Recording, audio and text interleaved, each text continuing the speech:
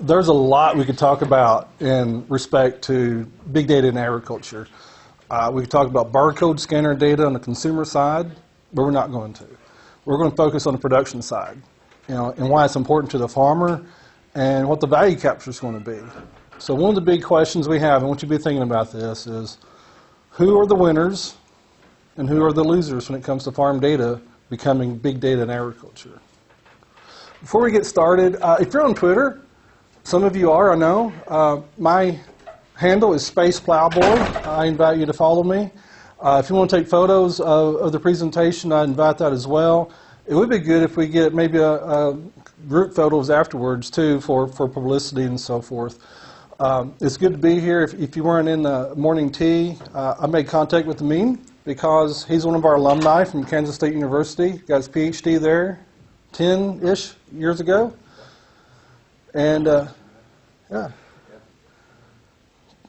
Thank you for setting this up. Appreciate it. So let's I'm going to, a little bit of background about who I am. This is where I'm from. This is where my parents still live. This is in rural Arkansas. If you're familiar with the United States, it's sort of in the middle. It's west of Tennessee, right? It rains a lot, probably 1,200 mils a year. In Victoria, where I've been, it rains about, help me out, 400 mils. So it's very wet. These are fish ponds. This is where catfish grow. And they're harvested for food for humans. Behind the house is a rice field. Those are not tram lines, as you would see in parts of Australia. We spend a lot of time driving in circles doing different field operations. If you look in really close right here, this is me and my kids a few years ago. This was earlier this month. So my family moved to Australia with me for what we call the summer. And instead of being in 40-degree temperature in Kansas, we're in 10-degree temperature in Victoria. They're going to private school wearing a uniform for the first time. In Kansas, he wears shorts and T-shirts every day of the year. And it does get cold in Kansas. But they're loving Australia, and they're especially loving school. When I asked them what their favorite part of Australia was, they said school. Not kangaroos. School. So I'm really thankful for that experience. Okay, I want to come back to this graph at the end of the presentation, but I wanted to show it early and let you think about it. The x-axis is time. If you notice, there's no numbers here. Okay, I'm not going to play that game of telling you when things will happen in the future. Get about today, sometime in the near future, far future, and so forth. The y-axis on this side is the number of farm data platforms in the industry, which will be in blue. And on the y-axis on this side, this is the percent of farmers or hectares or paddocks, however you want to look at it, the percent of all farms who are participating in farm data in a big data context.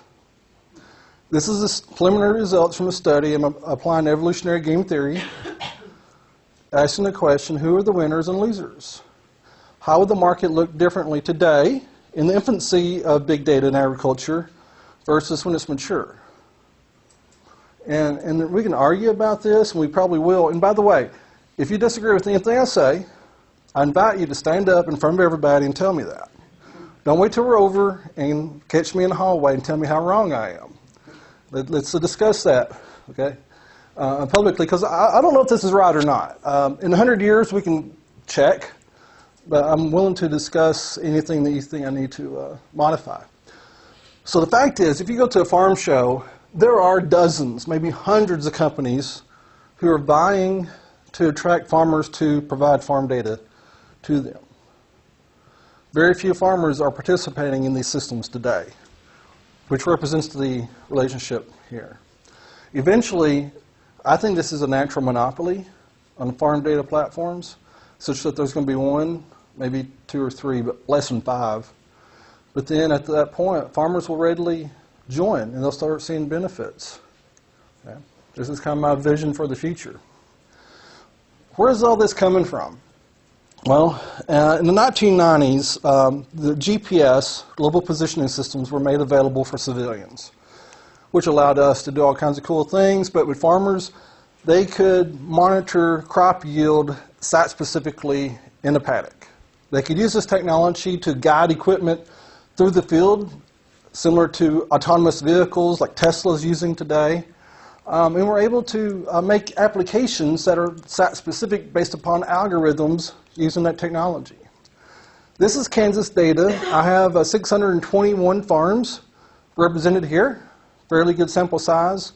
I have 2,000 farms in the state of Kansas who provide financial and production data to us. They pay a fee, they receive benchmarking. This goes back to the 1920s. And I had the electronic data set on my laptop going back to 1973. 2 years ago, we started asking the question, what technology do you have on your farm? And these are the options I had. And they would tell me when they adopted it, and if they quit using it, when. And that was as simple as it got. But from that, I could match up financials and production information to the adoption of ag technology. Today, what's the first word in the name of the two most used technologies in Kansas? That's not a coincidence. Not a coincidence at all. These other technologies down here are very data intensive. I would say information intensive if we look at it from economics of information. You have to be a better farmer to make use of these technologies than you did without the technology. These technologies, with this one in particular, automated guidance, you know what the hardest part of using that technology is? What? No, there's no data. Don't touch the steering wheel is the hardest part of using that technology. Right? So it actually makes it easier than without the technology. These require a lot more ability. Yeah, you got a question? What is VR? I'm sorry. Okay. I spend a lot of time talking to farmers about farming. That's my job. And this is farmer vernacular. So automated guidance, the equipment drives itself through the field. Think of a Tesla in the field. Okay. Section control, kind of the same idea, but you have a seeder. It shuts off individual rows once it overlaps. Maybe if the paddock is not rectangular, but maybe a triangle. GNSS is my way of saying GPS now. It's Global Navigation Satellite System. It's the generic term. GPS means the American Department of Defense system. But in reality, we're using that one, the GLONASS and the Russians, and possibly the Europeans. There's a few others, but those are the three main ones that are being used. So we say GNSS. Light bar. Who knows what a light bar is? No one? See how it flattened out? Can you guess why it flattened out? It was really good technology when it came out, but what happened was it was replaced by automated guidance. So the light bar is like it sounds. You get a row of lights in front of you, and you're supposed to follow its signal, but you do it manually. Automated guidance came out and replaced it. That's American TV, Knight Rider. You know Knight Rider? The little red light on the front of the kit car. That's what that reminds me of. Soil sampling, as it sounds, we go in and take samples out of the field on the grid. Usually use GPS to get the location. Your question was VR, variable rate. All right, so fertility. So we make a map using precision soil sampling and yield monitor data and make a prescription map that says this place in the field needs lime. This place needs no lime. This place needs phosphorus, potassium, nitrogen. We vary the rate of fertility or seeds as we go across the paddock. Those two takes a lot of effort. One, it takes a lot of data from these things, but then you got to know what to do with it. How do I convert that data into something that's actionable in the field? Instead of farming in a uniform rate, I have a mountain of data that I must climb to make a better decision. And most farmers did not become farmers to do that. So that's why the adoption rates are still so much lower. Do you have the information on the marginal benefits of these technologies? Or trying to. So on our data set, most of the analyses I've done have been ex ante. I dream up, so I've got studies on automated guidance. So I'll make up some assumptions saying, I'm going to reduce overlap from 10% to 1 decimeter. And what's the value of that? And I start looking at the values of this. This data set is going to allow me to do an ex post analysis. So I have 621 farms so far that told me that they've adopted something or nothing. And so I've got this panel data set that, well, it's an unbalanced panel data set. And I'm asking the question, were the adopters already more profitable than the non-adopters? It's sort of the marginal benefit. Everybody's asking, does precision farming make me more money? Good question, but I think a better question is, do more profitable farmers buy technology? And so it's sort of an endogeneity problem that we're trying to address. The 621 observations isn't enough to address that. Yeah. Do you have any figures on controlled traffic? You know, because that's a big, in relation to soil compaction, because that's a big debate at the moment. So. And here, that's the technology that's allowed it to really work. A lot of farmers have automation, but they don't have controlled traffic. So, you know, their equipment's not matching up and so on in terms of the routes. In Kansas, we don't even know what the word means, controlled traffic. Yeah. It's almost entirely, in Victoria, the farmers I'm working with who are very innovative, 15,000 plus hectares, they're all on automated tram lines and controlled traffic systems. People don't talk about compaction from traffic. In the United States, we have a really good freeze in the wintertime. Okay. So, and so the freeze-thaw cycle, I think, is a big difference biologically, if you can say biological in that reference. Yeah, it's different in the United States. Yeah. You don't have any tram lines in Canada, or is that, do you remember? I don't know right now. If they're worried, but you have a really good freeze in Canada. So, yeah. So while I'm here, so I spend a lot of time with farmers in the United States, educating them about whatever they're interested in. They come and ask questions. And when I've been in Australia, I've been making these short little YouTube videos, riding around the ute with a couple of blokes, that right terminology. And we're making these little videos, and I'm asking really simple questions like, tell me about controlled trafficking, because American farmers have no idea what this concept is about. And so I'm trying to educate the American farmers about what Australian farmers are doing, and that's one of those. Yeah. Any other?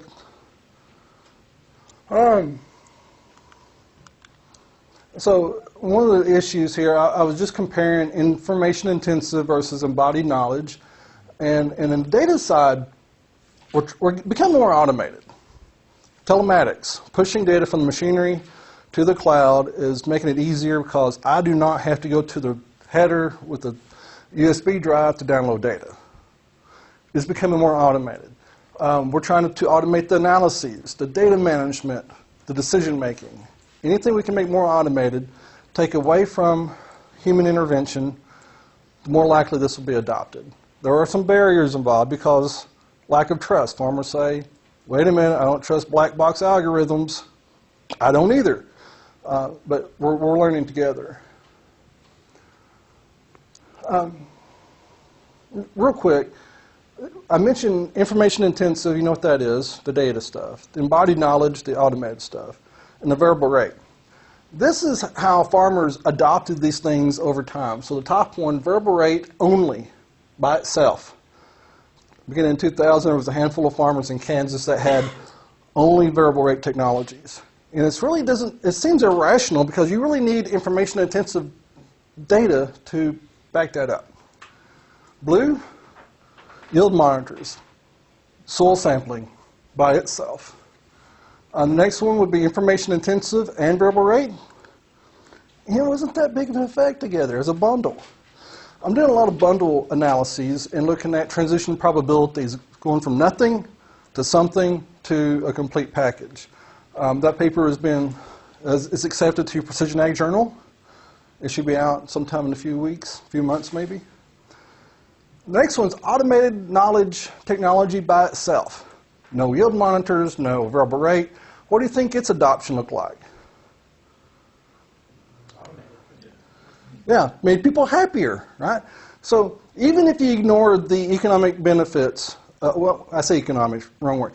Even if you ignore the production benefits from automated guidance, one of the greatest benefits to the farmer is I'm not angry when I get home at night. Their utility's increased.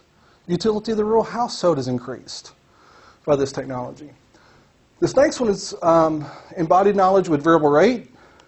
Again, it's just a little bitty, right?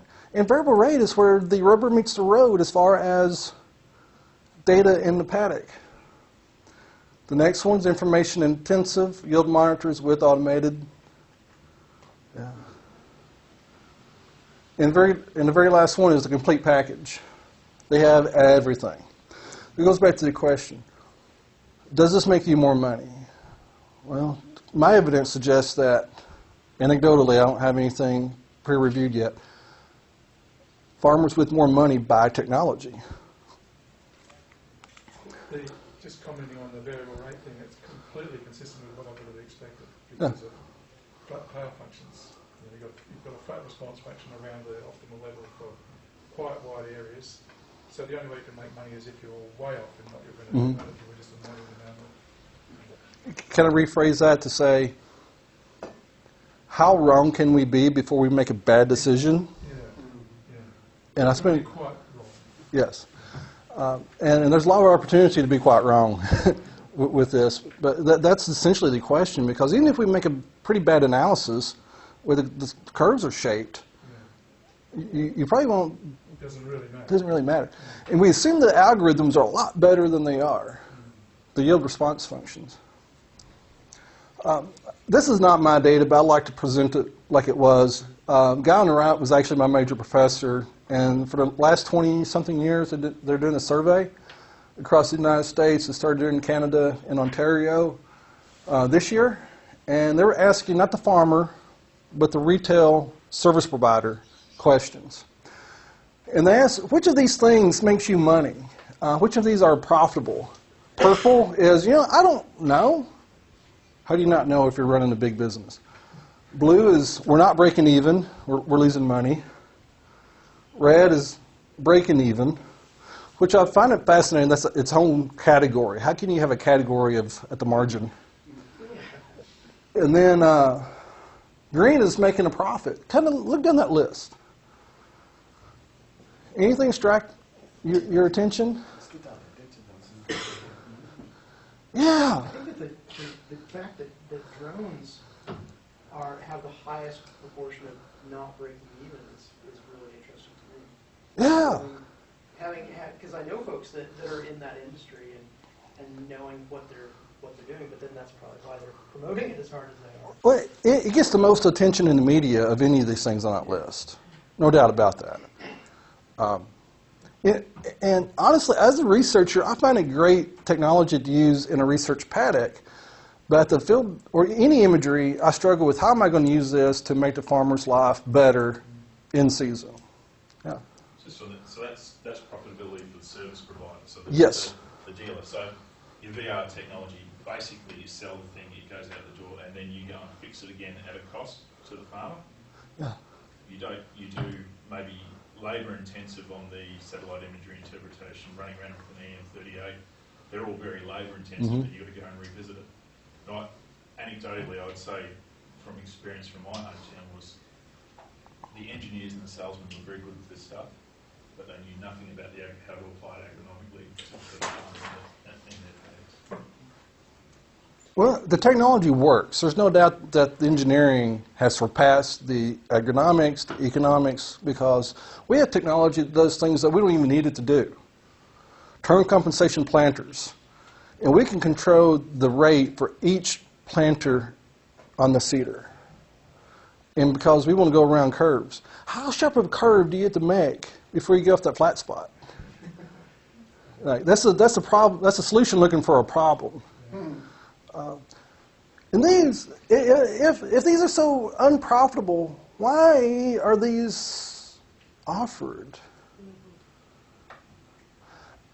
I would submit to you that the revenue from the farmer is not the value capture on these particular technologies. Surely the yield analysis is part of the variable rate technology, which is very profitable. It's bundled. Yeah. And that's from the farmer's point of view, not from the dealer's point of view. This is the next question on that survey. Ag retail location. How do you use farmers' farm data in your business? The first couple of questions don't really make a lot of difference. Bright green is on Ontario, gold is 2017 for the United States, and gray is 2015. As an economist, this bothers me. 80% say we print yield maps on paper and hand them out in notebooks. That really limits the spatial analyses that can be done with that. About 10% says we don't do anything, but the magic is right here. Right? 40% across all three surveys said we'll analyze data at the paddock level and provide recommendations back at that level. 20% says we'll aggregate data across all of our customers into a community, analyze it, make decisions internally, make recommendations externally.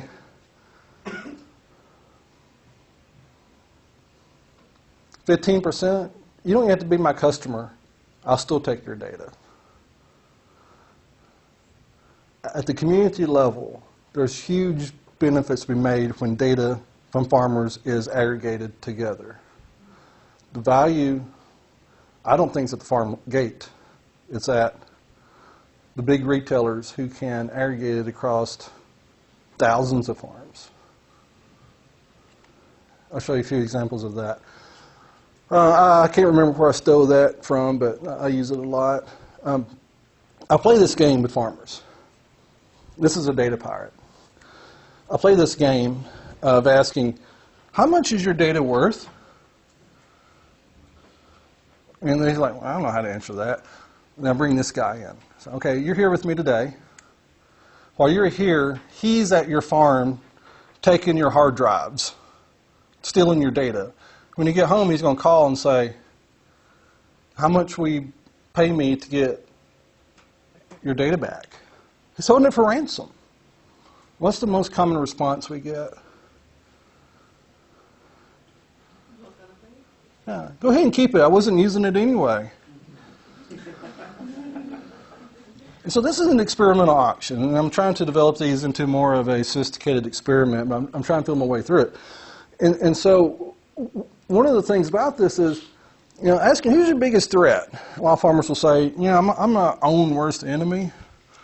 But if we keep playing this game, like, okay, well, the data pirate says, okay, I won't give you the data back, but how much would you pay me, the data pirate, not to give it to a competing farmer or the ag retailer? Bayer, Monsanto, whoever they are this week. Government, and I include universities with this. Any environmental extremists in the group today? That's the one that keeps me up at night. And I'm not worried about them taking data. I'm worried about them planting false data into a good data set. And so we go down this list with the experimental auction, and the results we get from the farmer changes. And for every farmer, it's a different ranking. Because some farmers are scared to death of their neighboring farmer. In Illinois, in the U.S., farmland is traded quickly. Some people are scared of Monsanto or Bayer. But the fact is, farmers tell me that I'm not using that data, but I really don't want you to get it. And so this is a sharing thing that's going on. And the reason I bring that up is because data protections are really important. Ashley Ellickson and I put together a 4-page fact sheet about the American view of owning farm data. Ashley's the one on the left. And if you know Leanne Wiseman at Griffith Uni, She's probably the world's expert at this, and we're going to meet in 2 weeks when I'm in Brisbane. I don't think we can own data. I think owning is a wrong word to use. And as economists, think about public and private and club goods. I'll get to a slide about that in a moment. Just think about the rules to private and club goods, and we'll revisit this. Part of this is about privacy, security. What does that mean to different people? Do we have any grad students? One, two. Okay, I tell my grad students, use Google. There are no dumb questions, just ones you haven't Googled yet. Google, you know how they track everything we do? Did you know that you can go to Google Trends and see how often people search for different terms? Red's data security, blue's data privacy. 3 years ago, one of the greatest things happened for data security for my program called Ashley Madison. You may not be familiar with that in Australia. You're an American, so you know what it is. You want to tell us what it is? So Ashley Madison was a dating website. True. Dating in quotes. But it was specifically for people that wanted to cheat on their spouses. It was Tinder for married people. Yeah. So in August 2015, the database was hacked and released on the website. Okay, all the clients' information. So first thing I do is make sure I didn't have my name on the list. And I'm clear. So the second thing I did, I started checking into this. There are several things we can learn about farm data in security and privacy. Have you ever tried to delete an email?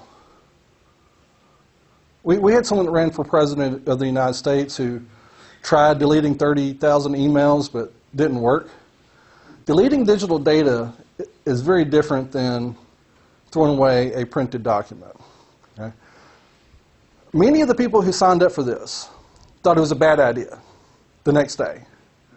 But thankfully, for $19.95 US, you could have your information removed from their system. The leaked database has a list of people who paid $19.95. What's the point to that? Databases are intended to record and archive data, not to delete and expunge data. In the farming community, we have a lot of farmers who believe what they're being told, that farmer, if you decide to leave our system, you can take your data and walk away. It'll be like it never was there. I don't think that's going to be the case. That's something we learned from Ashley Madison. Several things we learned from Ashley Madison. One of them is, if there's value to the data, it's not a matter of if, but of when it becomes hacked. Okay?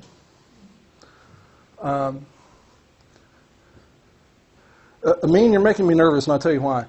I will let a complete stranger use my telephone before I would my best friend, because your best friend's signing you up for Ashley Madison when you're not looking. And Amin's got my telephone, he's been taking photographs. But yeah, there's several things we can learn from that. Data, moving into the big data idea. Okay, so non-rival economists, we all don't know what non-rival means. Okay? We can all consume the same information or data without diminishing the value to anyone else. I have to explain that in detail with most of my audiences, so I use this example. Think of your favorite movie. What's your favorite movie? No wrong answers?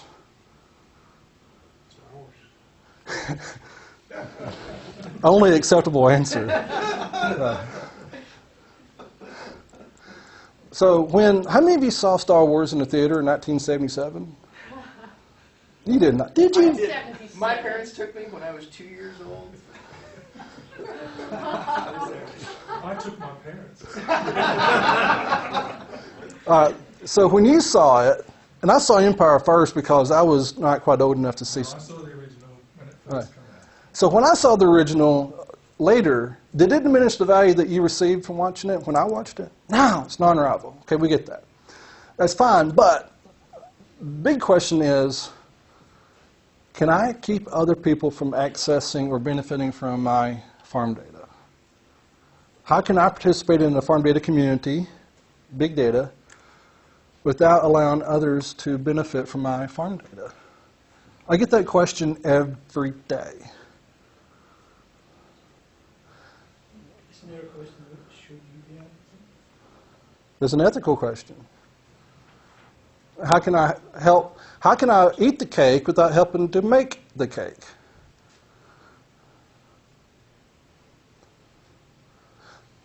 Legally, I think this is part of the problem with owning data. One, to own something under British common law, and the reason I bring up British common law is that the Americans or the Australians, neither one have a federal law to govern this concept. The legal system has not kept up with technology. Under British common law, there is a bundle of requirements to own something. One is you can destroy it. If you own a pencil, you can destroy the pencil. You cannot destroy data. You can try your best. It's not going to happen. Two, I can exclude you from using my pencil. We can wrestle if we need to. I can exclude others from my pencil. Can you exclude digital data from others? Not very easy. You can until you, yeah. Until it's hacked or something. Well, until, at the very simplest, if you share it or put it on the cloud, and if I'm farming and my landowner wants a copy of the data coming from their paddocks, they won't get a copy of that data. My ability to exclude others from it has been greatly diminished. Is it a private good? I don't think so. Legally, they say we cannot own it. Economically, I don't think it's a private good. Doesn't have enough of the, well, it's non-rival and it's non-excludable. Okay? So it's kind of a weird thing. It's not like looking at grain or livestock or land. It's very different. It's intangible. Is that related to the fact that you can't destroy it? That too, yeah. They're closely related. The reason I brought up the destroy was because that was one of the criteria for owning something. But you're right. Once it's existed, if it's on my thumb drive, if it's only on my thumb drive, I might be able to own it. But how can you destroy data that's here? I mean, if I smash it with a hammer, throw it in the fire. You get some computer scientists on campus who could probably recover some of that. They tell me they can. I don't see how, but destroying data is different than destroying paper or cars or pens, pencils. In the community, so I build up to this point so we can talk about network effects, network externalities, because we as people do not think naturally about networks. Who's this guy? Yeah, what did he do? He invented the telephone, okay? So for a moment, pretend with me that this is the first telephone in the world. It probably was. It probably was. How much value did the first and only telephone in the world have? Zero. It had no value. Huge potential, though. Potential, yes. But until there was enough telephones that necessitated a phone book, the first telephone had no value. It's a network externality. The value is a function of the number of others who are using or consuming that product. Okay, farm data, same way. If I'm a farmer and I want to join a farm data community and I'm the only farmer there, that's essentially no difference than not being a member at all. But as more and more farmers join, remember that curve at the first? There is a marginal benefit of increasing for me to join. I saw a question.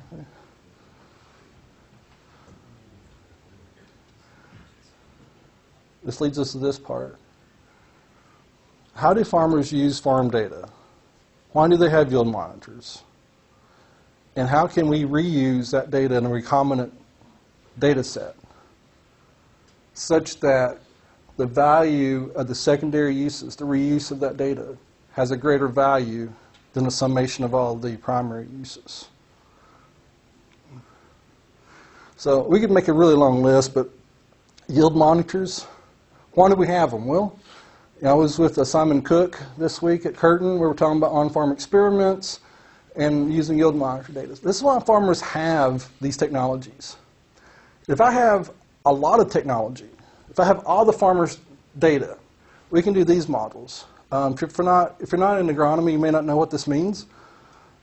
G by E, remember, genetics by environment, the phenotypic response. What's M? Yeah. If we get enough farmers, they become a variable in the system. To me, that's when we start getting into big data, is when we have a community large enough that we have thousands of farmers such that we can model eye color of the tractor driver. We may be looking for correlations at that point, no hypotheses, but we can derive some sort of inference from that.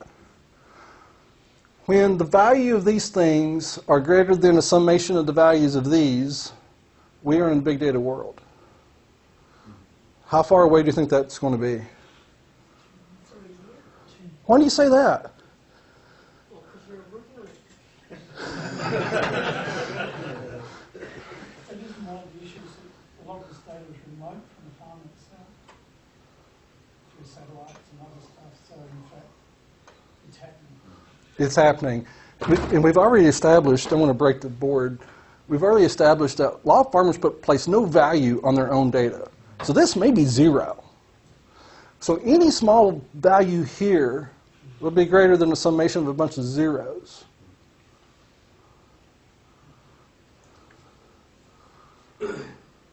Wouldn't take much. This one, we just need one paddock at a time. I'm sorry, I didn't translate that into Australian. We only need one paddock at a time. Here we need thousands of farmers, millions, billions of hectares. I was in the private sector for 3 years. I was building these models using R as my carrier, as my environment. And one of the things I learned about many of the data companies, they told me they had a lot of data. In reality, they didn't have enough. Most of these models, it's not just means and variance. We're looking at covariances across systems, which means you don't need hundreds of data points. You need billions of data points. Most groups did not have enough data to make big data analytics work. And that's why we're not seeing too many success stories. I think it's still the case. Brings me back to this point. I think this is a natural monopoly. We just need one. We don't want more than one. Can you imagine a world where we have farm data spread across multiple platforms trying to do analyses? And once we hit about 5, then farmers will start jumping on board because of the network effect. And because if there's more than one, there's not going to be any success stories to incentivize farmers to join. Has Google jumped in on this yet? Farmers Business Network is started from some former Google executives. They're trying to turn the ag retail world into Amazon, figuring out what farmers need and want in their region, buying up all the product and selling it at a discount. Yep. Google's in. IBM is in. IBM keeps on testing the water, stepping back. IBM makes a lot of sense to me. They know how to handle data. A co-op in Iowa, and I admit, I was working for a retailer in Mississippi who wanted to do this. They spent $15 million on a data set, on a platform. Most of these platforms are costing about $100 million to develop. We only need one. And it's not going to be a co-op in Iowa who does this. IBM makes a lot of sense.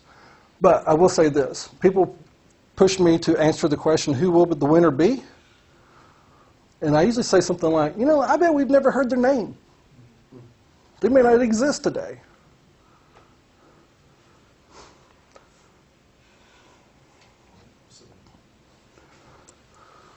I mentioned a few movies.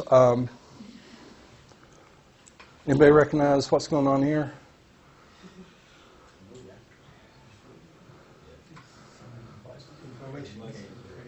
It is. It is trading places. These guys are trading frozen orange juice futures using a stolen USDA report. That's illegal. you cannot use stolen government information to short the market. You can use millions of data points from real-time farm equipment. It's not fair, but it's perfectly legal. In the United States, there's a rule that says you cannot use stolen government documents or information to affect the stock market. What's the name of that rule? Insider trading? Well, there's a name of the rule. It's different than insider trading. The answer's up here. It's the Eddie Murphy rule. Because before the movie, they didn't have a name for it. Okay. And then after the movie, they thought, well, let's give it to this bloke. Yeah, he deserved it. How much time do we have left?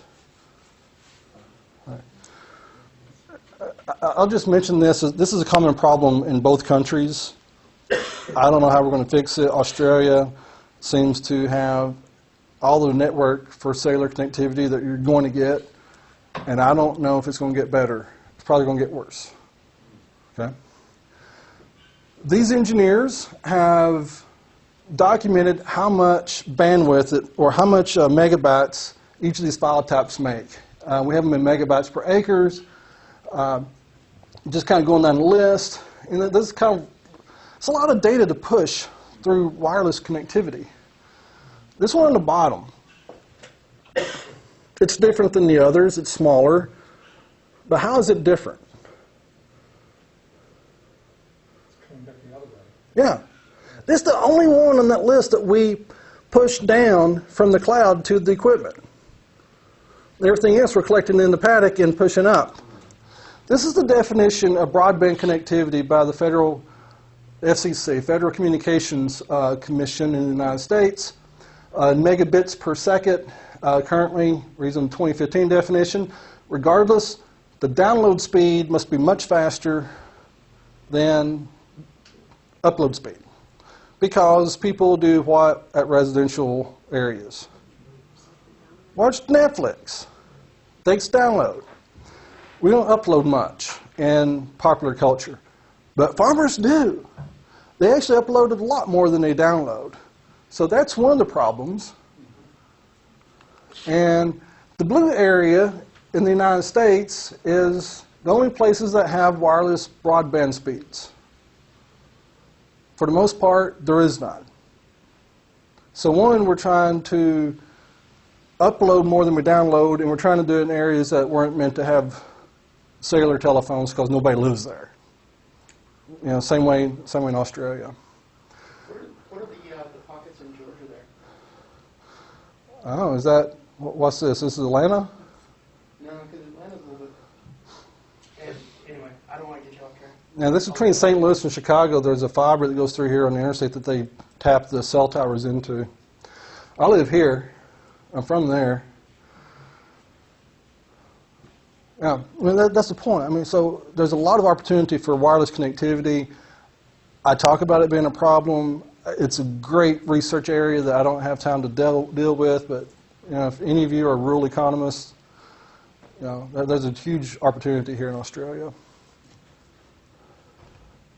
Oh, this is one of the things I use on my phone is UWA speed test. You know, if you got it, you can kind of test it and see what they look like. This is actually pretty good. You didn't get that in Australia. In Horsham, you can get that. But 5 minutes from Horsham, you cannot get much signal at all. So I live in Perth. Mine is 9 and 2.5. I may have. This may be Wi-Fi. This is Wi-Fi. This isn't cellular. Yeah. So the ping rate is usually really slow for satellites. And then I've been in areas that I didn't have enough signal to test. Yeah. That's the hard fact of it.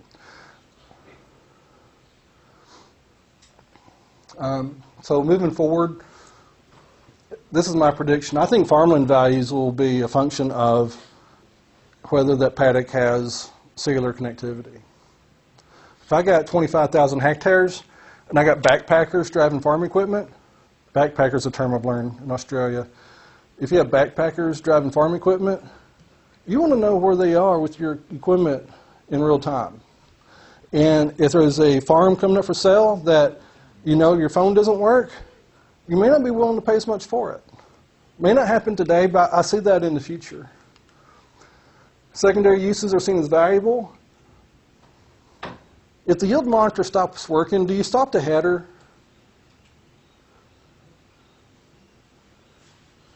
Some farmers would. Most of them would not today. Some farms are asking me, can I just go off the grid? Like, sure. In the 1950s, we were using the phrase mechanized farming. You know what mechanized farming means? With a tractor. We eventually quit using mechanized because everybody's using tractors. Some farmers said, I'm not going to become reliant upon a diesel provider. I'm going to feed my livestock, grain I produce. I am not getting on the grid. How did that work out for them? Some recommendations I have for farmers: collect data, and even if you don't plan on using it, you need to practice. Maintain data quality. And this is the important one when it comes to farm data communities. If you see, this is a message to farmers. If you see no value today, sometimes the optimal decision is to do nothing and wait. Don't feel pressured. The farm data companies are in a hurry. They're in a race with each other to get to the finish line first. You as a farmer are not in a hurry. You can wait. It is. Some current papers I have are presented at the International Precision Ag Conference. I'm on the board of International Society of Precision Ag. I'm wearing a shirt today. I think I mentioned most of these throughout the day. The evolutionary game theory. We're doing some data and development analyses, which I bet you know all about that. His major professor is sort of the world's expert at that. Yeah.